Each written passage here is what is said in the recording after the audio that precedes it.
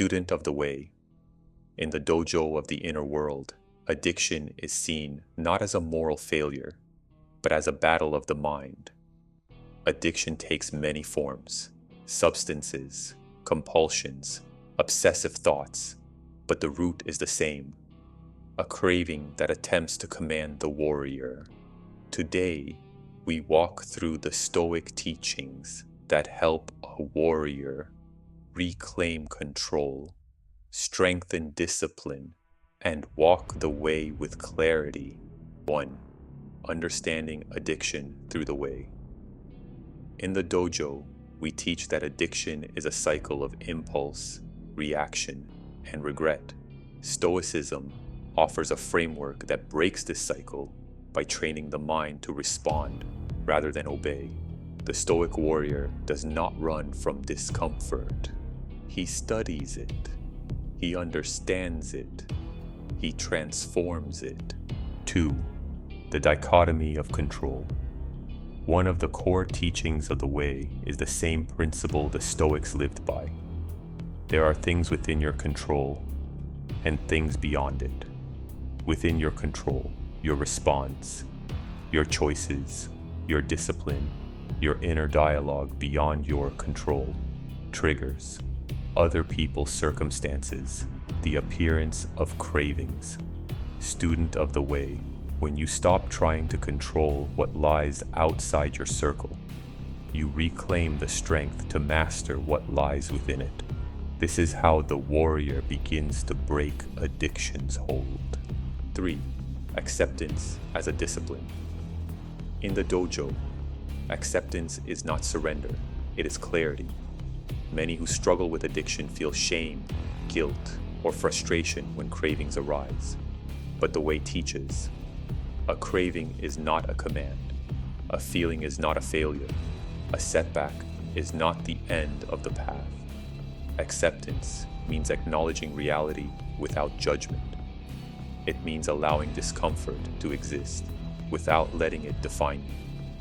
When the warrior accepts the present moment, he stops fighting shadows and begins fighting the real battle. 4. Judgments create suffering. The Stoics taught that suffering comes not from events, but from our judgments about them. In the dojo, we say, the mountain is not heavy. The story you tell about the mountain is heavy. For addiction, this means the craving is not the true enemy. The self-condemnation about the craving is what deepens the wound. When the warrior removes judgment, he removes unnecessary suffering. He frees his mind to act with reason instead of shame. 5. Mindfulness and the warrior's awareness. Mindfulness is a discipline practiced in the dojo to sharpen perception. It aligns perfectly with Stoicism. Mindfulness teaches the student of the way to observe thoughts without attachment, watch cravings rise and fall, create space between impulse and action, recognize that urges are temporary. A craving is like a cloud drifting across the sky of the mind. It appears, it moves, it fades.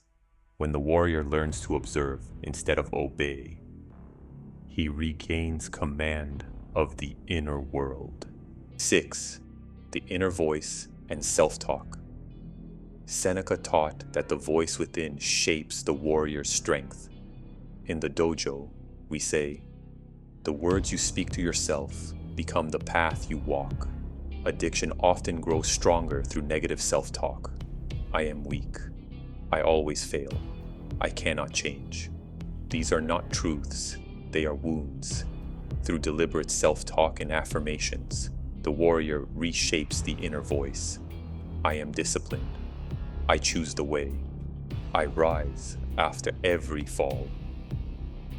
This is mental training, as essential as any physical discipline. 7. Affirmations as tools of the way. Affirmations in the dojo are not empty phrases. They are anchors that stabilize the mind. They help the warrior strengthen commitment, build resilience, Replace self-defeat with self-respect. Reprogram the subconscious mind. Repeated daily, they carve new pathways in the mind. Pathways that lead toward the mountain, not away from it. 8. Premeditatio malorum, preparing for temptation. The Stoics practiced premeditatio malorum, the premeditation of adversity. In the dojo, this is known as walking the path before you walk it. The warrior imagines situations where cravings arise, the emotions that follow, the disciplined response he will choose. This mental rehearsal builds confidence and readiness. When real temptation appears, the warrior is not surprised. He has already walked this moment in his mind. Preparedness becomes strength. Strength becomes freedom. 9. The example of Cato the Younger. Cato the Younger, a Roman statesman, once lived in excess and indulgence. Through Stoic discipline, he transformed himself. He simplified his life. He rejected luxury. He practiced restraint. He faced temptation directly. His life demonstrates a truth taught in the dojo. Even the deepest habits can be broken when the mind becomes stronger than the craving. 10. Stoicism as a path to liberation. Stoicism provides a timeless roadmap for overcoming addiction. In the dojo, we teach that the warrior who follows the way cultivates self-control, rational clarity, emotional resilience, acceptance of reality, mindful awareness, preparedness for adversity, inner peace. These are the pillars that support transformation. The student of the way who embraces these teachings can break free from destructive patterns and reclaim mastery over the inner world. Closing teaching. Student of the way. If you seek to deepen your understanding of the way, to strengthen your discipline, and to continue your transformation, remain close to this dojo. Here, you will learn practical strategies, ancient wisdom, and teachings that support your growth. You possess the capability to overcome challenges, evolve, and prosper. Walk the way with intention. Your transformation begins with the next step.